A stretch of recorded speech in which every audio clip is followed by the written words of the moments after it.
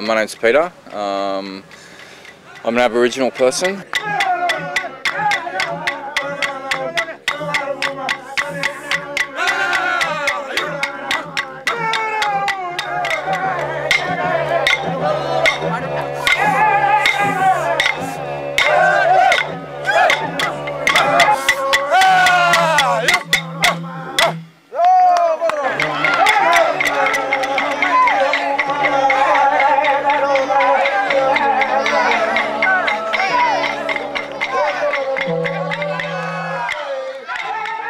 We are okay to them because they are students, and they are the people from which is called themselves Yolngu from Sydney instead of Balanda, and because of they lost their culture as well, they have to learn from us.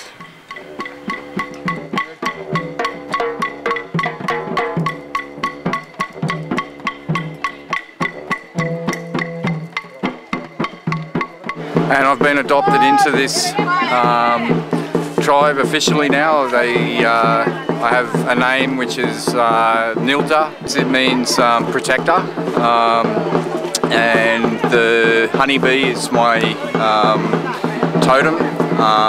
So what that means is that each person has an animal that they're related to on the land. The honeybee's mine, and I'm kind of the searcher and the protector.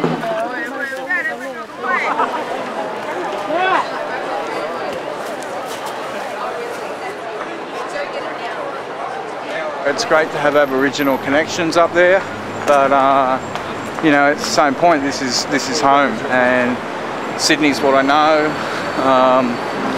and I really enjoy Sydney. You know, so you know, like I'll definitely stay here. You know? I think wherever you grow up is home. It'd be the same for you with Germany. You know, it's probably nice to be in Australia, but Germany's still home. You know, when you get back to Germany, it's going to be. You're going to enjoy that, and that's what it's like for me in Sydney.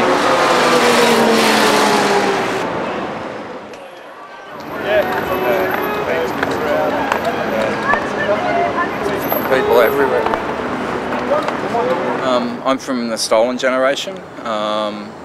There was policy in Australia for a long period of time, up until only sort of 35, 40 years ago, where Aboriginal children that were paler in skin were removed from their families and they were placed in a white family. I always had that question about where do I come from, where do I belong, where do I fit in. You know, that's kind of a question that's sort of been intrinsic to me for, you know, the best part of my life. There are many different kind of looks that Aboriginal people can have, you know. I guess the myth is that all Aboriginal people are really dark-skinned and they run around the desert naked, and you know, and that's so not true. You know, I think there's, you know, I mean, you look at, I'm not dark-skinned and I don't run around the desert. You know, like I live in Sydney. This is my home. You know, just across the water over there is where I live. So, you know, it's you know, I suppose I don't fit that traditional myth that people have.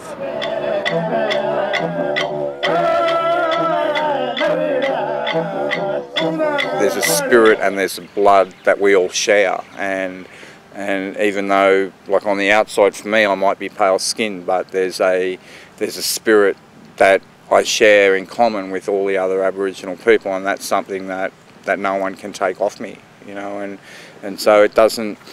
I don't think it makes me any more or less traditional, but growing up, say in Sydney, compared to growing up here in Arnhem Land, means that I've experienced culture in a different way. I haven't experienced the traditional culture, but I'm nonetheless more Aboriginal.